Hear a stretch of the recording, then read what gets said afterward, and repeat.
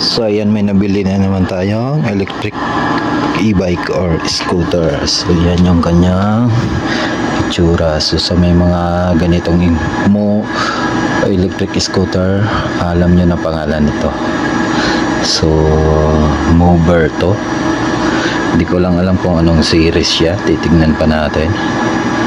So ayan siya. Kasama na siyang upuan at saka kinaganda may separate or additional headlight na siya. Yan, dalawa. Mini driving light. Yan. 1 and 2 and additional buzzer. Meron na din siya. So, kakarating-rating lang nito sa atin. And ayan, as you can see, may scotch tip pa siya. Galing pa siya sa Lalamove. Pinalalamove lang dito sa atin. So in-address na natin sa trabaho natin para makita natin ng actual agad. Kasi kung sa pinag-i-stayan pa natin, hindi agad natin makikita to. At saka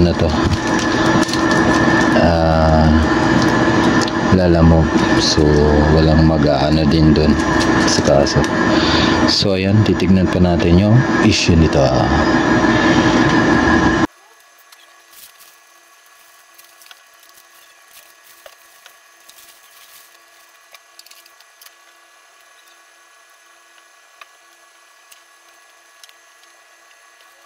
So ganyan yung itsura niya.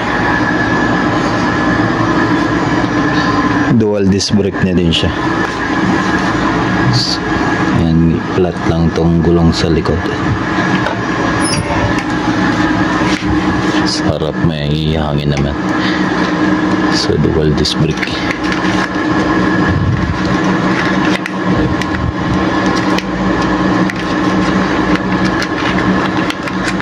Ito ay pangbalot sa kanyang wire.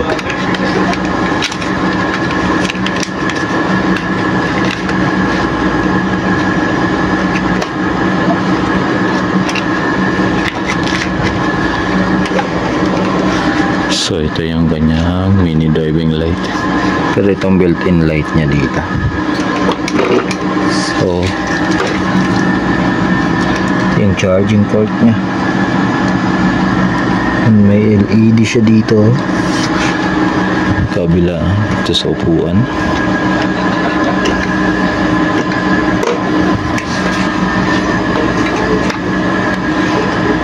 So try natin i-charge.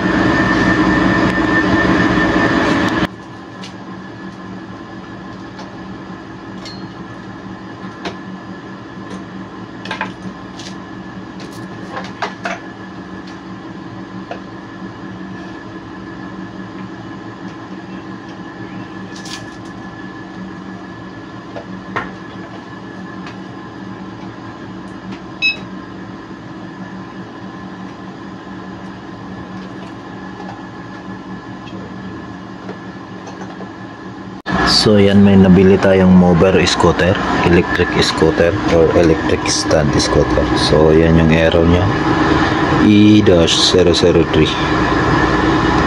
So yan yung itsura niya.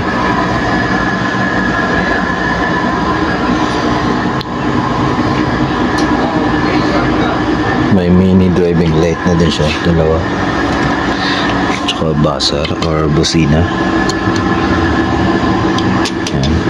Dual disc brake na din siya. Front disc brake and back disc brake.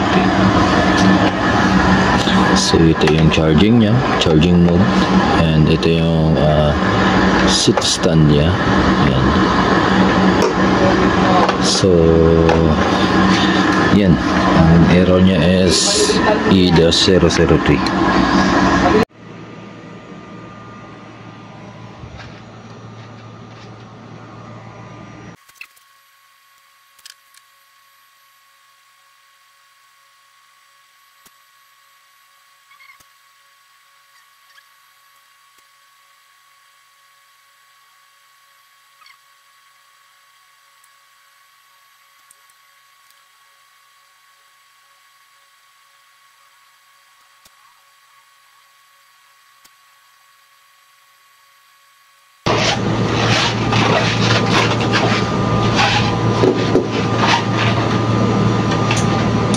set natin sa continuity.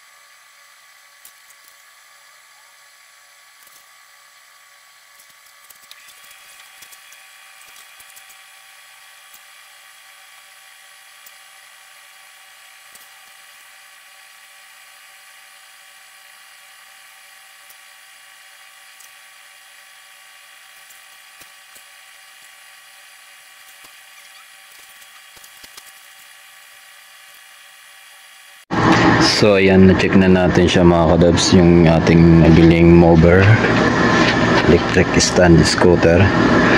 So yung sira niya is itong hub.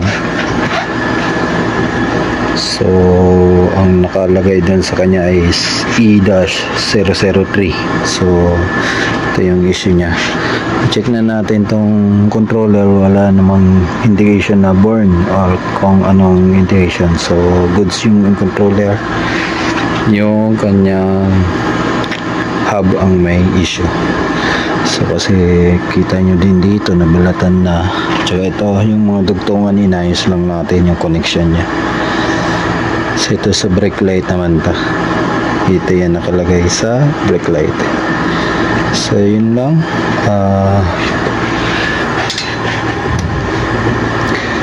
Try natin ganahan to na itong hub. Tignan natin sa second hand mga hub. So kung may mahanap tayo is na mura-murang hub, itong mover is goods and pwede natin bilhin. Pero kung wala, kasi yung brand new nito mga kadabs is almost 5K yung brand new yung hub. Parang hindi siya worth it na bumili ka na bagong hub or new hub, since itong presyuan nitong pinakabuo nito is around, pinaka lowest is 12,000. So 12,000 or 15,000 hanggang 15,000 yung kanyang new mover, electric scooters. So marami na din series to. May S1, S10, tsaka yung unang version kasi nito walang dual shock sa harap, parang diretso lang dito.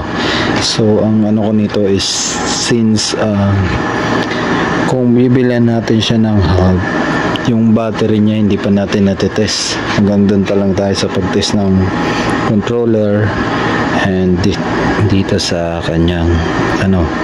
So ang estimated ko sa battery is almost 60% pa lang siya ang ano niya, kasi nag-charge naman, nag-full charge naman.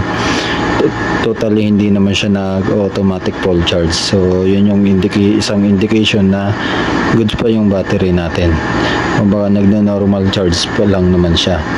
So ang voltage niya is around 40 volts, pero sa ano natin is 35 volts lang yung ating controller. So check natin ulit yung battery niya, and yun,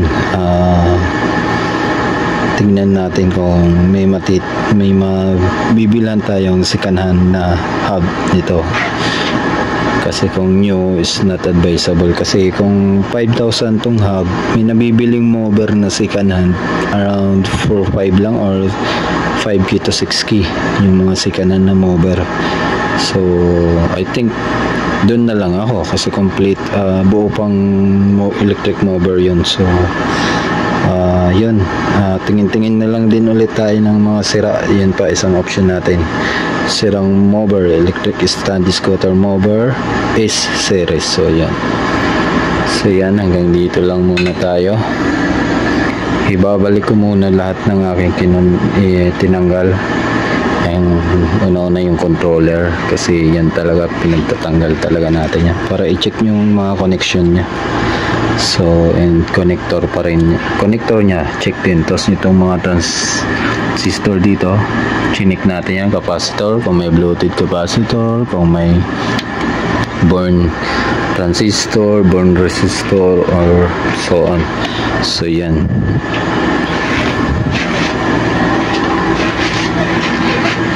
So kulang lang din sa linis to. Tsaka itong hub, siguro number 1 na issue or nagkakaroon ng problem ito dito sa wire nya, karoon ng sugat. Ayan, tapos magkakaroon ng shortage. Tapos yung mababasa yung kanyang pinakaloob, yung magnetic nya doon, yung coil ng hub. So yung pinaka motor, pag nabasa yun, mabuburn to. So yun, and thank you for watching. Madabs, update tayo na lang nito kung anong gagawin natin dito.